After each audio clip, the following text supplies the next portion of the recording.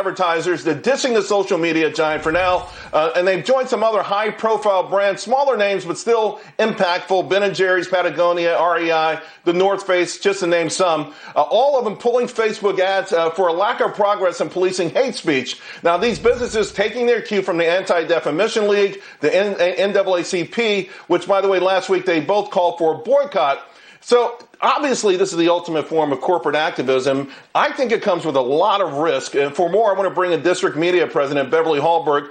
Beverly, you know, if you're going to take these sort of steps, you better make sure that your house is pretty clean as well. And it is a huge risk. You mentioned that there is an increase in companies wanting to boycott Facebook.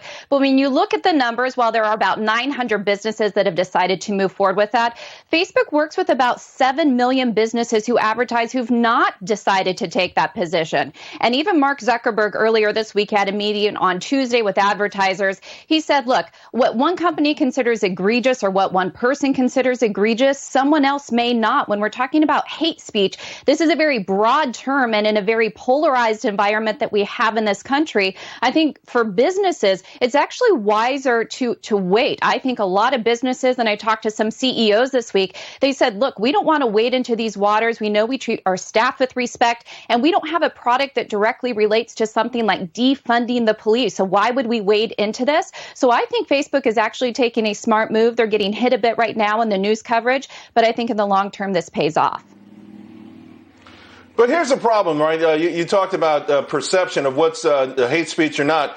I just saw a piece a couple of days ago where one of the Facebook moderators says if someone's wearing a MAGA hat, they consider that to be hate speech and they're going to delete them. So they're getting into really treacherous territory if they consider that hate speech, but they can't be clear on some of the things that are obvious hate speech.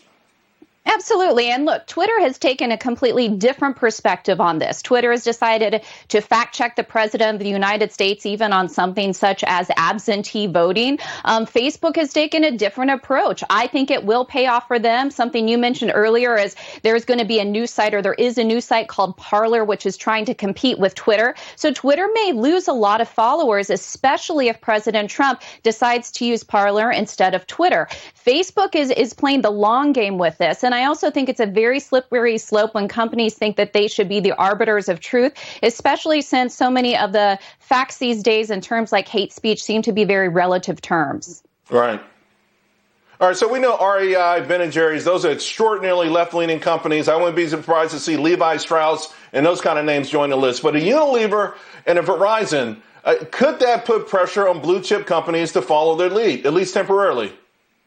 I think it does usher the way for people to feel pressure by the mob. There is this mob mentality right now where people feel like they have to say something. But here's what I wonder is how large is the silent majority out there who looks at the issues of the day and realize there's a lot of complexity, there's a lot of nuance, where they may say, look, we need to focus on Black lives being important, but I don't want to align myself with a political organization called Black Lives Matter. So I think that there's a lot of nuance, and I think there are going to be customers out there who say, look, I'm not going to go with Verizon anymore. I'm not going to go and buy the North Face anymore because I disagree with them inserting politics into everything in life. So I think these companies are taking a gamble, and we'll have to wait and see.